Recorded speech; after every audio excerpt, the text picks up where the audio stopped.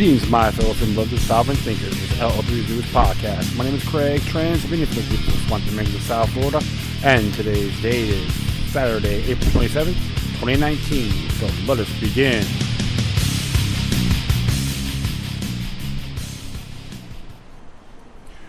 Thanks for tuning in, folks. Yeah, I'm just having some issues about what's going on my computer. I gotta do a lot of cleaning on here. Yeah, I'm a little bit of a cluster, I would say. So I'm just gonna be, talking a few areas, mainly about Joe Biden, and there's a lot more than 20 candidates running for president, and Sri Lanka blast. Kio Bono, who benefits. So without further ado, let us begin about Joe Biden. And this one came from the organicprepper.com, and it's entitled 6 Reasons Biden is Not Fit to be President by Dangy Taggart. We usually don't discuss politics at the Organic Prepper, but when I heard that Joe Biden officially entered the 2020 presidential race, I just had to say something. Okay, a lot of things. There are myriads of reasons Biden is not fit to be president. Here are 6 of them.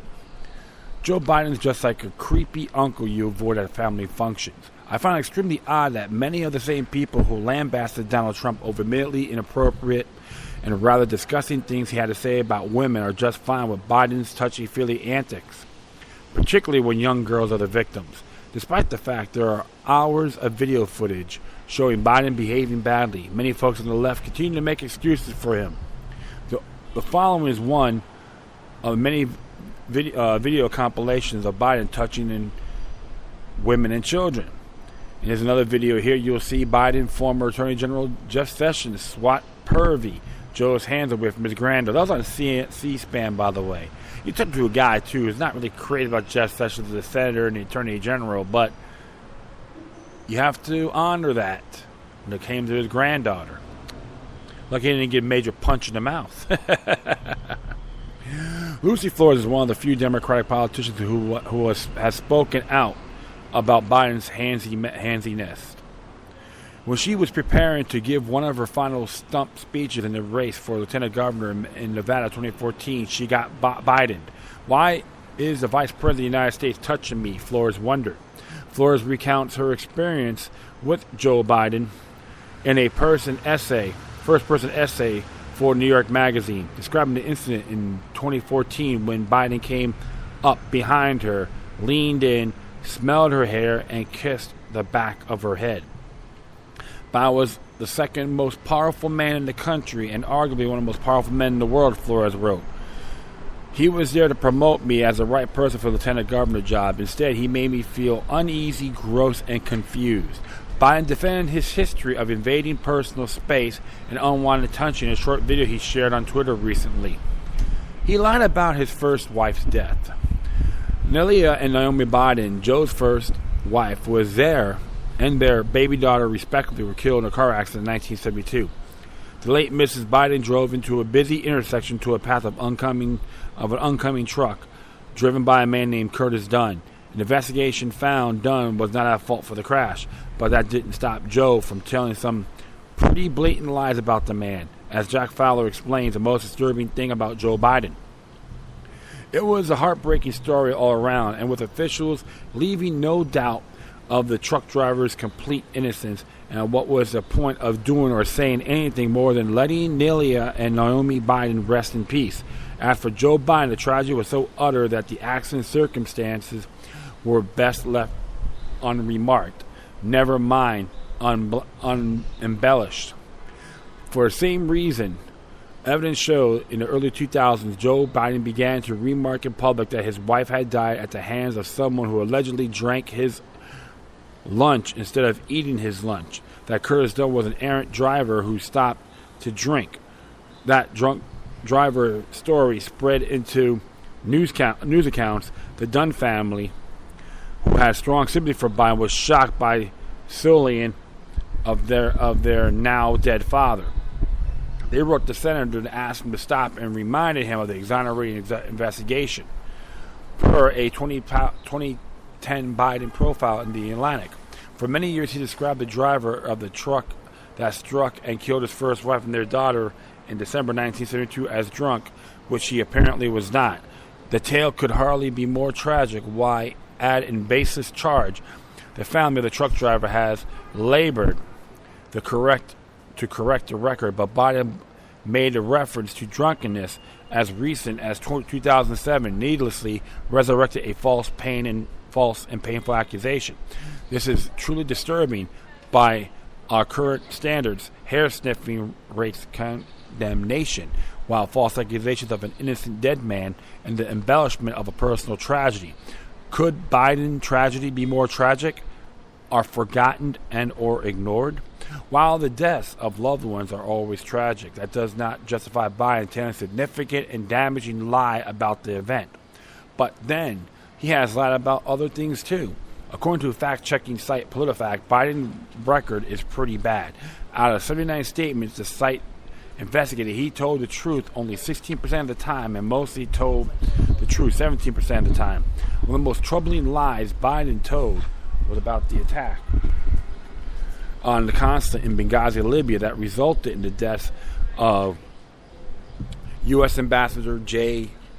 Christopher Stevens and other 3 Americans. On Thursday, October 12, 2011, during the vice presidential debate, Biden said, "We weren't told that they wanted more security there." Now let's continue on here. We know that is not true based on the testimony of Eric Nordstrom, who was the regional security officer for Libya in the months before the attack. In July, Cable, he said he wanted 12 guards plus military trainers. Nordstrom said he told his superiors that the embassy mission needed more armed security twice. Biden also took solo credit for ending genocide in Bosnia, but in reality he was one of the many who called for an end to the war there. Biden played a central role in controversial criminal justice policies. When he was a senator from Delaware, Biden supported most every tough-on-crime policy you can imagine, from mandatory minimum to civil asset forfeiture to an expanded death penalty.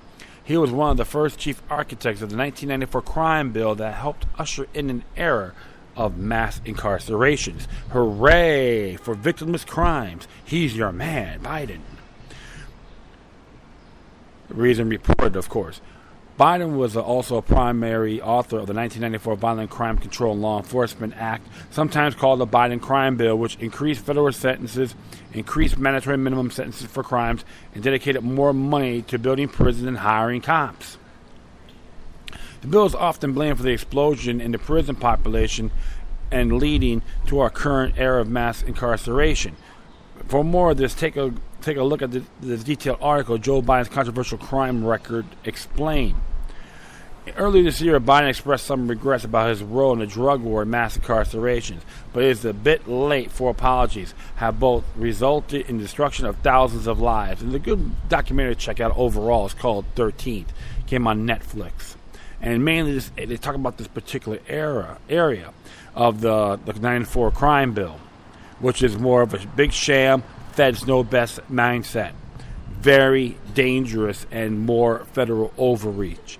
That's how I see it. No victim, no crime, but Joe Biden believes in victimless crime laws and taking people's property away. Yeah, I think someone like Adolf Hitler and Joseph Stalin would be extremely proud of this fellow, right? And I digress. He pushed policies that deprived men of due process. Biden was at the forefront of the Obama administration's efforts to force colleges to adjudicate sexual misconduct under new standards that were horribly unfair to the accused. He was leading spokesperson for the White House mission of changing the culture around consent norms, reports Politico. In April 2011, Biden and the Education Security and Arne Duncan announced the release of a bombshell letter with a bland greeting, "Dear colleague," to the country's 4,600 institutions of higher education. It laid out new directives of how campuses were to root out and punish sexual assault. It was the beginning of a concerted effort that radically remade how students could interact sexually, with severe penalties for those who violated increasingly expansive codes of conduct. The accused were to be judged under the lowest standards of evidence, the definitions of misconduct were widely broadened. Third-party reports could trigger an investigation even if the alleged victim did not think there had been a violation, and more. Title IX is a federal law that prohibits discrimination on the basis of sex in education. Under Obama administration's insistence, college offices tasked with administering Title IX became vast and powerful bureaucracies, and students were encouraged to report any perceived violation. So this comes out more, instead of protecting the student's best interest, become the snitching game, the vindication game. Yeah, I don't like that person, but he flirted with that one girl. I got sexually assault that person. Oh yeah, do an investigation. Woo! Gibbs isn't guilty till proven innocent. Hurrah! How astute, right? Male students punished under the system he helped have to create have increasingly fighting back, the political report explains. They have filed more than 400 civil lawsuits contending that they have been unfairly accused and deprived of their rights. These suits have been getting increasingly favorable, sometimes outrage, rulings from judges. In a recent City Journal article, historian Casey Johnson points out that Biden responded with a fury to Secretary of Education Betsy DeVos attempts to create fair procedures for adjudicating campus sexual assault claims. Reason has covered Title IX cases for years. Read more about how damaging this policy has been to young men. See their archives. Pretty damn sick, I would say, right? Biden claims to be middle class, but it's anything but. It isn't unusual for politicians to be far wealthier than the average American. Politicians lying to gain favor among the masses isn't anything new either. But Biden's a special case. He often refers to himself as middle class Joe, but he is anything but. He has $2.7 million vacation home, charges more than $100,000 per speaking gig, and has a book deal that is likely worth 7 figures. Another house that Biden bought in Wilmington, Delaware, for $350,000 in 1996 is now worth almost $1.9 million, according to an estimate by a real estate website Zillow. The Bidens rent a third home in Virginia near the community college where Joe Biden teaches, according to Politico. So, what do you think? Do you think Biden is to be fit to be president? I know how my thoughts are. No way in hell. Okay, he got one globalist stooge. He wants to do everything, wants to be the nanny of the United States, a federal interventionist, and a New World Order butt boy.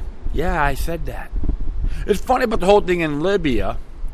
He thought it was okay for the United States and NATO to attack Libya, so exceptionalism is good for him. How many folks that are tired of that term, exceptionalism? Something I really think about, right?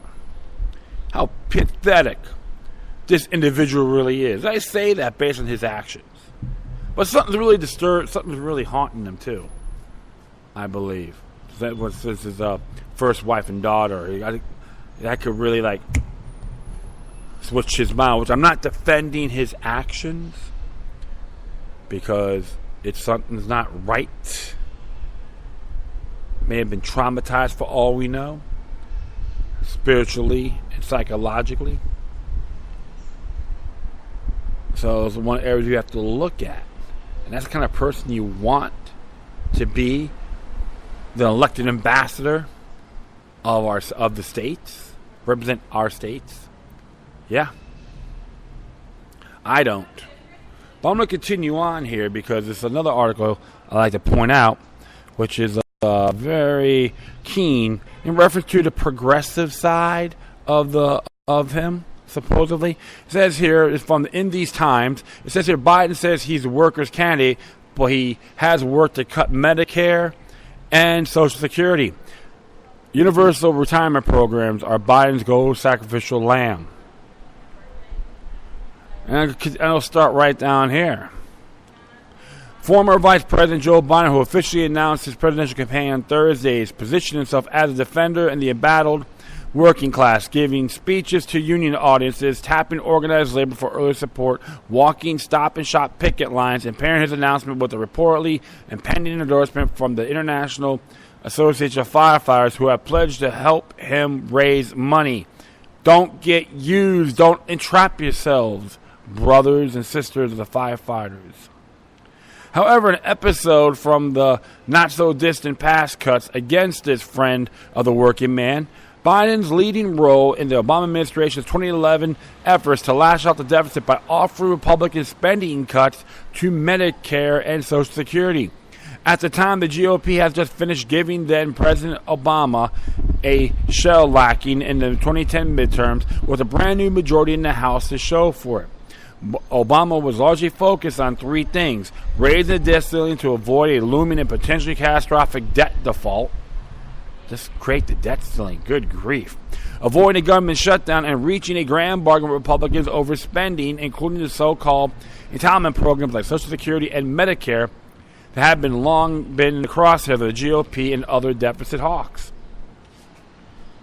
So, I will continue on here. Obama had been open about this plan to take on Social Security and Medicare, pledging to the staff of the Washington Post only a few days before his 2009 inauguration that he would spend more political capital on this. He tasked Biden, a veteran congressional, wheeling and dealing with spearheading negotiations. Biden had been ambivalent relationship with government spending and considered in the 1980s to be one of the Democrats' party's new neoliberals.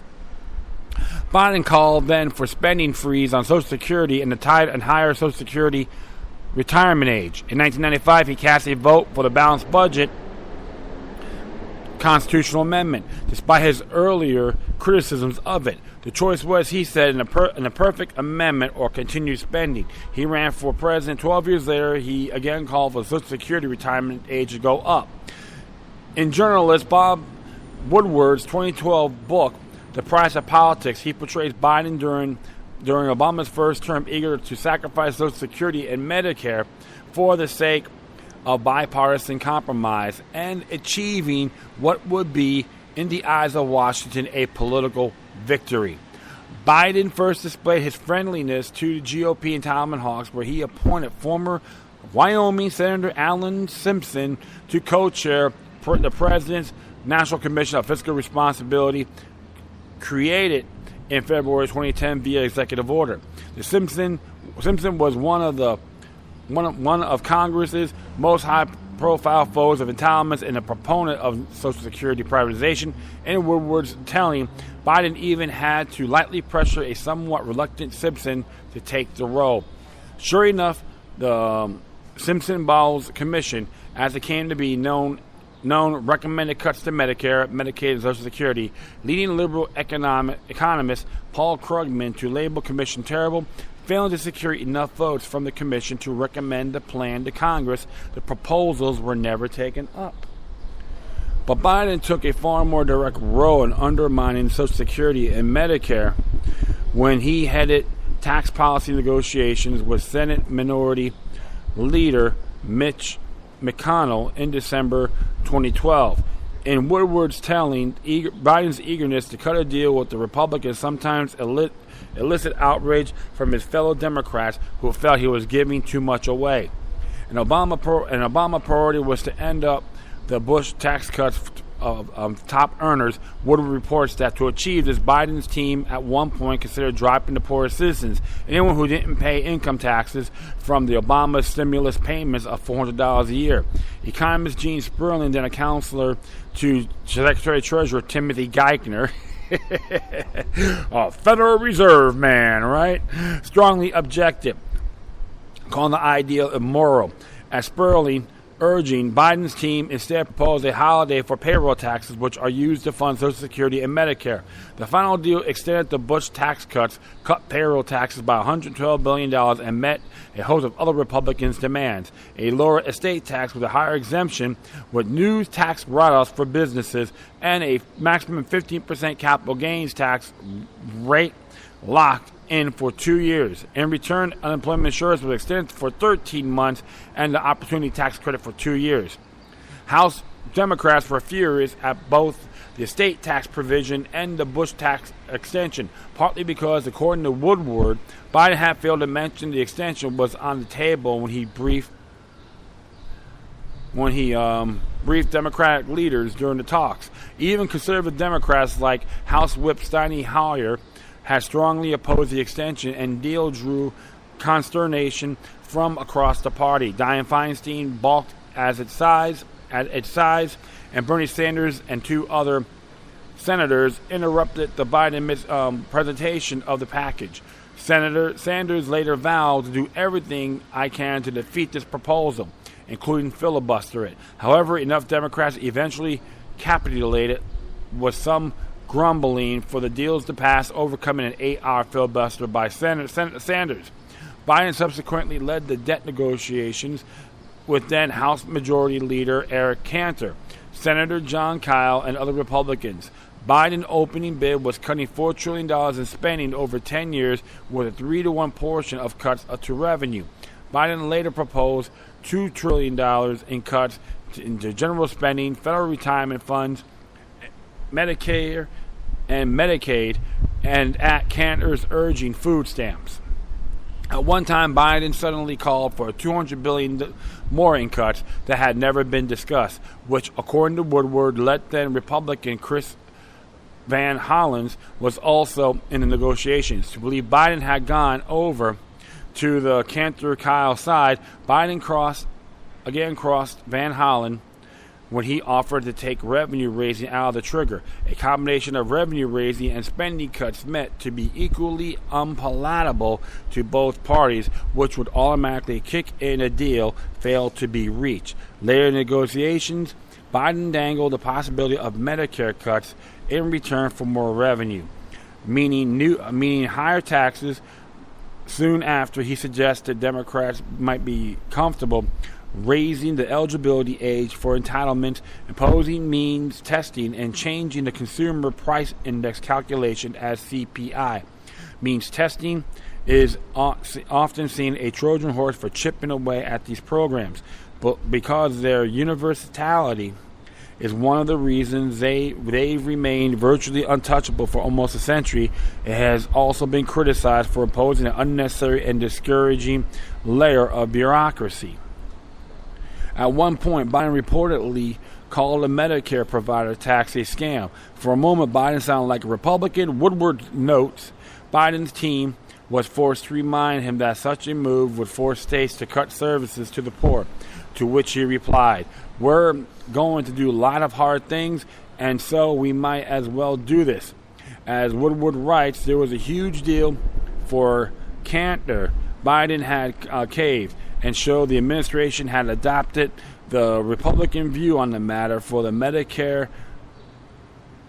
provider tax. Despite giving this away, the Republicans continued their stubborn opposition to any revenue increases in the proposed deal. Negotiations were ultimately scuttled by Cantor after Biden inadvertently revealed that then Speaker of the House, John Boehner, was secretly holding his own grand bargain talks with Obama. But Biden, portrayed in Woodward's book, continued the pattern of bending over backwards to achieve the Republicans' cooperation in subsequent negotiations. When Obama later in 2011 put forward when he called a big deal $4 trillion in deficit reduction, namely through bending the cost curve of Medicare, Medicaid, and possibly even Social Security, Biden insisted to Republicans this approach was the best way forward on cutting spending. According to Woodward's account, Biden later appeared to offer Boehner a deal of $1 cut from Medicare and Medicaid for every dollar of revenue. It's pretty interesting this. So you see what was going on, folks. It's just one of those areas that they want to coerce, drag on, make these little deals here. You scratch your back, I scratch mine. Okay, so that's how these clowns actually think. You know, and I'm being very frank about it. And so I'm going to continue on here. It says here, months into continued negotiations with recalcitrant Republicans, Biden admitted that he and the administration have given away everything in the attempt to strike the great bargain. We're giving up on revenues. We're giving up on dollar for dollar. Woodward quotes Biden telling McConnell. All the major things we're interested in, we've given up. So basically, you pushed us to the limit. Ironically, the fact that the grand bargain never happened and that the Obama administration failed to team up with Republicans to cut Social Security and Medicare was a result of a stubborn GOP's refusal to give ground on just about any issue. Yet, there are indications that another grand bargain may be in the cards should Biden win the presidency. In a speech last year at a joint event held in Brookings Institution and the Biden Foundation, Biden said Paul Ryan was correct when he did the tax code. What was the first thing he decided we need to go after? Social Security and Medicare. We need to do something about Social Security and Medicare. At the event, Biden suggested the program should means tested and would require adjustments. Biden's willingness to go after the last remnants of the New Deal may well win him points from the political establishment, which has long treated such an approach as mark of seriousness. Whether it wins him points among voters who are overwhelmingly supportive of such programs is another story altogether. So, it is very cute when a lot of these folks here, when he actually talks about some of the great things he may have done, but the truth of the matter is,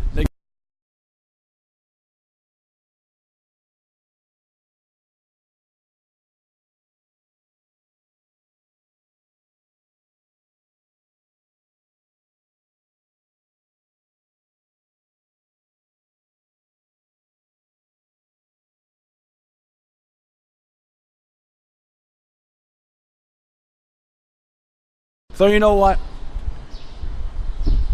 Do yourself a favor, Joseph. Go contaminate space somewhere else. Drop out of the race because you will be terrible. One lousy president. I'll guarantee you that. Because you have no merit, no integrity, and your principles are deplorable. All right, so next one came here. Says here is this is by what's his name again? Ben Peters from QC Roll Call, and it says here, think presidential candidates is a lot. 20 presidential candidates is a lot. Try 300 plus. And as it reads here, more than 300 citizens since January have filed paperwork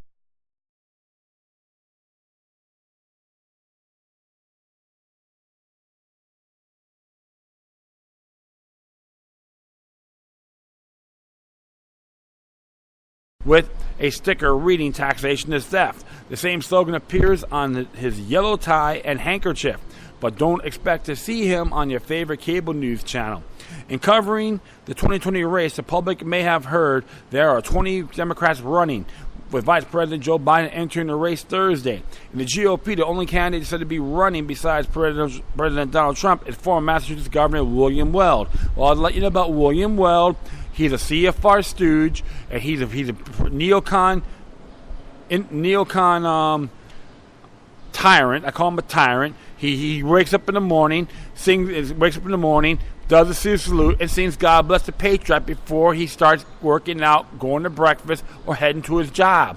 All right, that's how I got to look. I say symbolically on that aspect because he was pro-Patriot Act. We'll continue on here. And, of course, if you remember, he was a running mate for Gary Johnson, the Libertarian Party. I know a lot of folks in that party. They were irate. So he's a contaminator. That's because getting listed on the FEC's website only requires completing a statement of candidacy forms. The form does not, however, earn candidates a mention on a news site or in a popularity poll. It has nothing to do with appearing in debates or actually getting on the ballot. So what separates the wheat from the chaff? Money is a big factor. The candidate's ability to raise enough to show a core of support and a fun, competitive campaign is an early test of viability used by both news organizations and pollsters, said Patrick Murray, director of Monmouth University Polling Institute. Monmouth released a national poll Tuesday tracking the popularity of Biden and 19 Democrats who have officially entered the race, 3 who are publicly contemplating a run, and 4 who announced they won't be running. Murray includes candidates in polls who have officially declared their candidacies and currently hold or have previously held a federal office or governorship. Those who haven't held office but are officially running or are publicly contemplating candidacy must show fundraising capability to be included. Raising a large amount is a key indicator of how serious a candidate is about their campaign, Murray said. News organizations choose to cover candidates who provide news values, which can include a candidate's novelty or a controversy surrounding them. But the idea tends to concentrate on candidates who are popular in the polls and have the ability to fundraise, said Paul Beck, professor emeritus of the political science at Ohio State University. Media attention is what to keep a candidacy alive, and if you don't get it, you really can't go forward, Beck said. News media and pollsters share a symbiotic relationship. There's a cycle that feeds on itself. The candidates who get media attention do well in their early polls, and because they're doing well in the early polls, have seen more viable candidates and get more media attention, Murray said. Once a candidate is deemed a front runner in polls and receives ample media attention, the next step toward the nomination is to appear on the state ballots. The 50 states have different rules dictating how a candidate can appear on the primary ballot. Most required individuals to secure petition signatures, but the number varies widely. Caucus states such as Iowa play their own rules and put no restrictions on a candidate's ability to participate in the primary election. Debates come with their own rules, often set by the network airing them, usually in cooperation with the political parties. Yes, the Mickey Mouse clubs, I call them, the private clubs, right? In the 2016 election, a large field of Republicans in the presidential primaries led the candidates being split into primetime and non-primetime debates based on their standings in polls. This year, the Democratic National Convention has outlined two paths to qualify for the first two debates based on fundraising and polling. According to the rules, a candidate must garner 1% support or more in the three national polls or in polls in the early voting states of Iowa, New Hampshire, South Carolina, and or Nevada. Alternatively, a candidate would have to receive donations from at least 65,000 people and a mass minimum of 200 unique donors and at least 20 in 20 states. The stage is capped for 20 candidates who will be selected using a methodology that gives primacy to candidates meeting both thresholds, followed by the highest polling average, followed by the most unique donors, the DNC said. Yes, so whoever bends over the most gets in, right? If you aren't in any of the debates early on, you are simply going to be an invisible candidate. However good you may be, you're just not going to get attention, Beck said. It's typical Mickey Mouse politics as usual. That's how it is, my friends. A private entity, the social clubs. That's why political factions are very dangerous. Which George Washington warned us a long time ago. 1796 to be exact. That's one of the areas you have to look at. And now we got technology. We can look at these candidates. We could actually do interviews with them, have a podcast. Hey, I can't do everything. You guys can do it too. And share it far and wide. Things are happening in due time, and I'm very excited about that. That's what they're worried. They want to shut down. They don't like extra sources. They find that as a complete turnoff. And you know what I say? Screw them.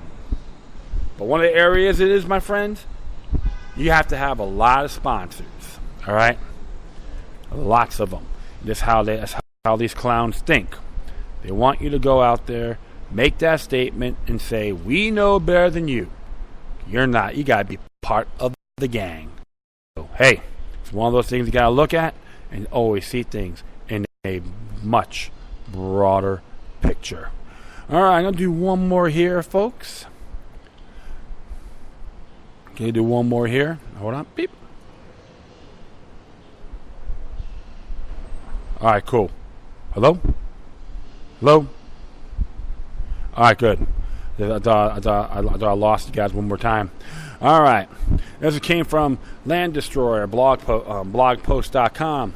And I haven't read from their work. I haven't really talked about their work in a while. And I always give these guys admiration. I see things in the bigger picture. About the Sri Lanka blast.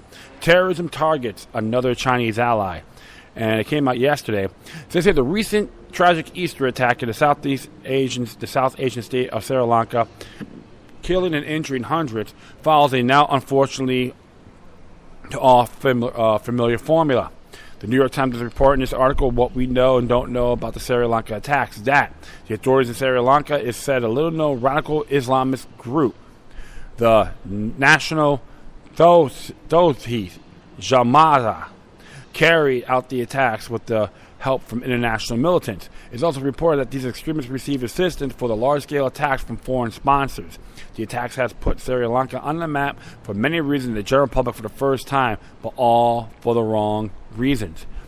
Countering Obar, divide and destroy. Sri Lanka has recently and divisively pivoted toward Beijing as a major partner of the One Belt, One Road initiative, which is OBOR. OBOR. This is despite Washington's best efforts to prevent it from doing so. Consequently, extremists fueled by Washington's class of civilizations have helped set the stage for growing violence between Sri Lanka's majority Buddhist and its minority Muslim communities. The resulting violence served as a medium for U.S. coercion, destabilization, and intervention aimed at undermining Sri Lanka's unity as a nation and thus its viability as a partner for China. A nearly identical ploy has been used by nearby Myanmar, where U.S.-backed Buddhist extremists battle against U.S.-Saudi Qatari-backed extremism rising from the ranks of the nation's Muslim Rohingya minority. The resulting violence and growing humanitarian crisis, without coincidence, is unfolding in Myanmar's Rakhine state, precisely where China is attempting to build another leg of its region-spanning OBOR initiative. Sri Lanka has signed on to the OBOR in a big way, with major rail, port, airport, and highway projects all moving forward with Beijing's support. Sri Lanka is considered by Western policy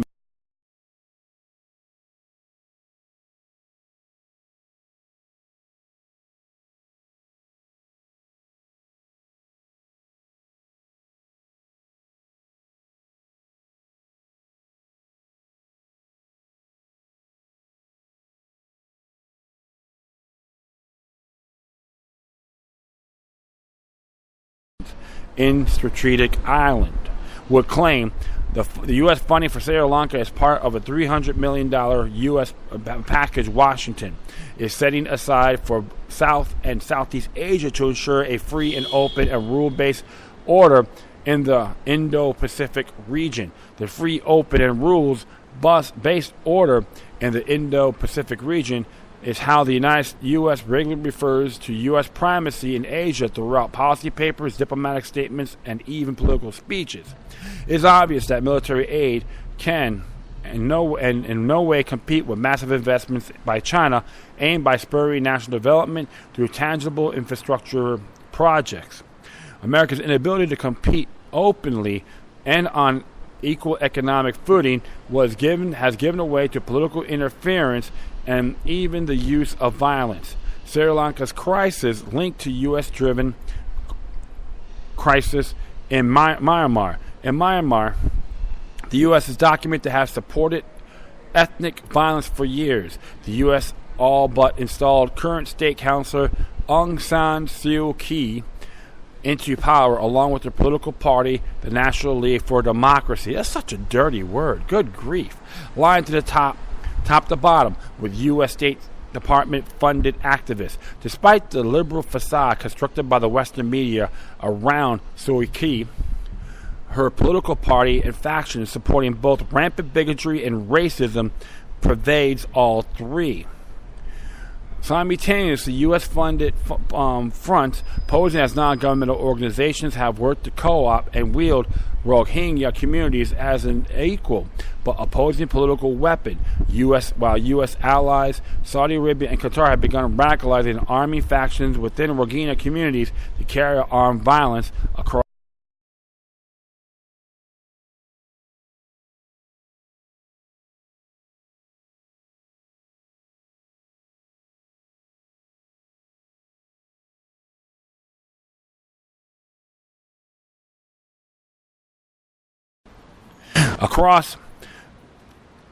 articles from the U.S. Western media, including UK Independent, 2018 article titled Violent Buddhist extremists are targeting Muslims in Sri Lanka. Even the establishment of direct links between Myanmar and Sri Lanka's growing conflicts.